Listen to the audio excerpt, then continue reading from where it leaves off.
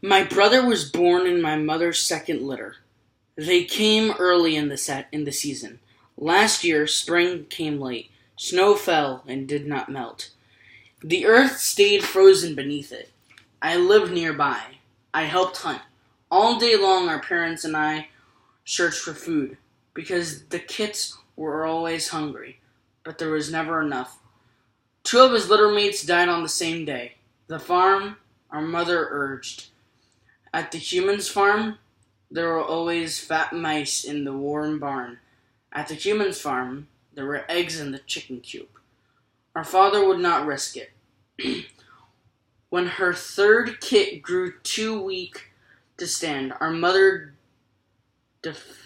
defied him. Runt raised his head and gave Bristle a pleading look. Bristle ignored it. She led the strongest of her new kits, my sister and me, to the humans' farm. Runt edged closer and pressed his nose into Pax's shoulder. Instantly the vixen lashed at his cheek, although Pax noted she did not use her claws. Runt dropped to the ground. The ground around the barn was clear of snow by many footprints, animal as well as human. The air was rich with the smell of rodents. Our mother headed for a gap in the wooden boards near the base. With us, a few tail lengths behind. Just before she reached it, steel jaws sprang out of the earth with such speed that the air snapped. Our mother screamed. The clamp held her front leg.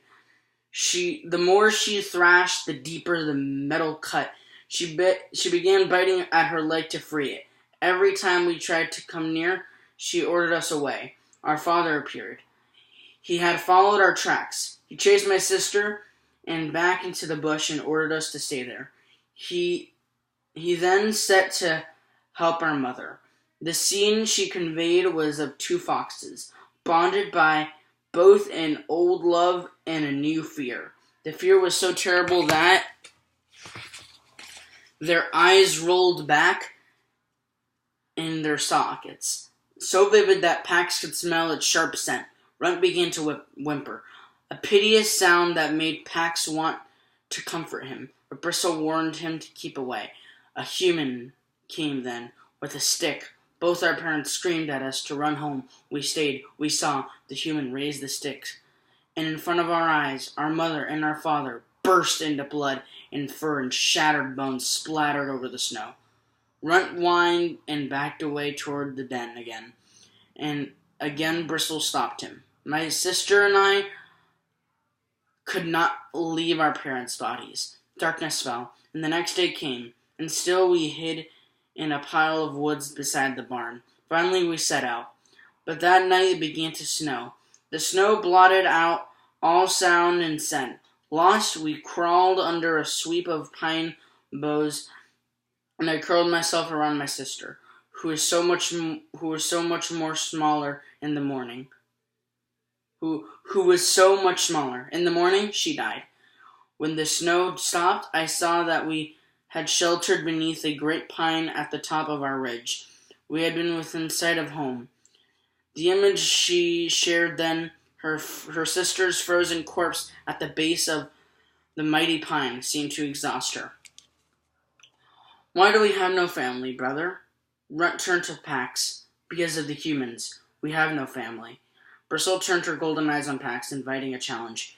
If he could have, he would have made her know every kindness of every day with his boy. But the hatred she had for humans was deep and fair. Instead, he offered his cheek in sympathy. Bristle turned away and ordered her brother into the den. Well, that was a gruesome chapter.